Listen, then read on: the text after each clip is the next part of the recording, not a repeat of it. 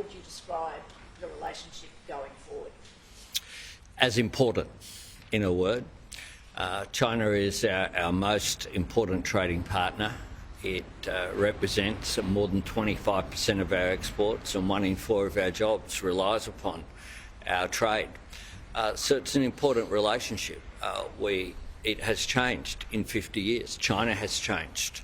Australia has changed, and the relationship has changed. We're dealing with strategic competition in the region. What is important and what needs to be consistent is the way that Australia deals with our international relations, that we're upfront, that we're respectful, that we deal through diplomacy.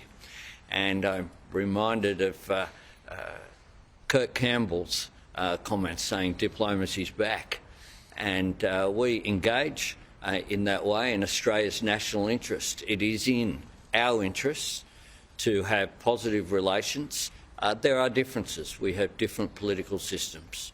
Prime Minister, just a week ago, you were in the Rose Garden with President Biden when he said that undertakings from the Chinese have to be taken in a fashion of trust but verify. Are you convinced that you can trust President Xi? I'm convinced that we're building a relationship that's constructive, one where we're able to talk with each other directly. And in the discussions that I have had with him, the formal discussion, but the other discussions as well, they have been positive and respectful. Just a question. Trust. Do you trust him? Well, we have different political systems, but the engagement that I've had with China, with President Xi, have been positive.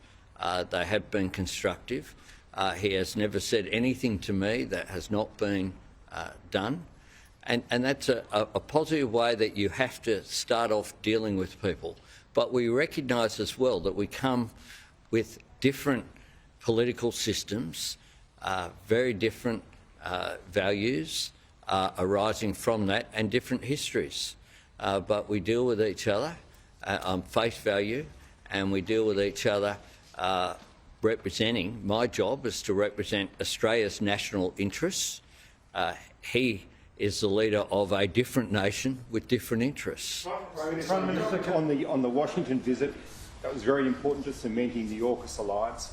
China has been incredibly critical of the AUKUS alliance. They've actually tried to, stymie it in some international forums.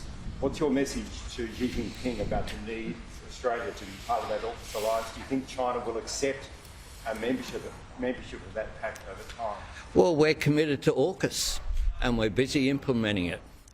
And that's what I mean by dealing with people honestly, up front. We've been up front about our engagement. We think that AUKUS is in Australia's national interest. We also think that AUKUS is a vehicle to promote security, peace and stability in the region. Prime Minister, will you invite Xi Jinping to Australia?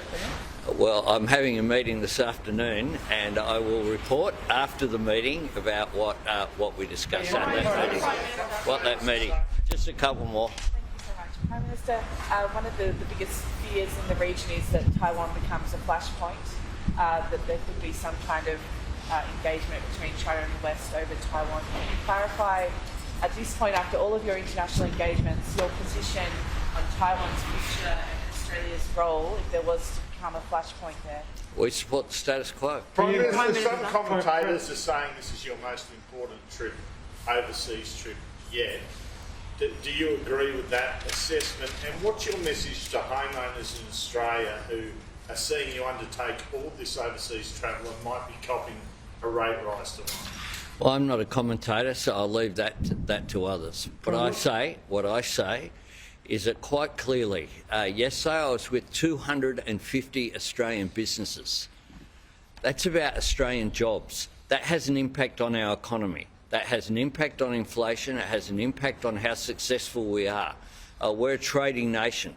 This is very much in Australia's national interest for us to be engaged, just as it was in Australia's national interest for me to be engaged in the United States. Thanks very much. Thank you. So Anthony Albanese ending that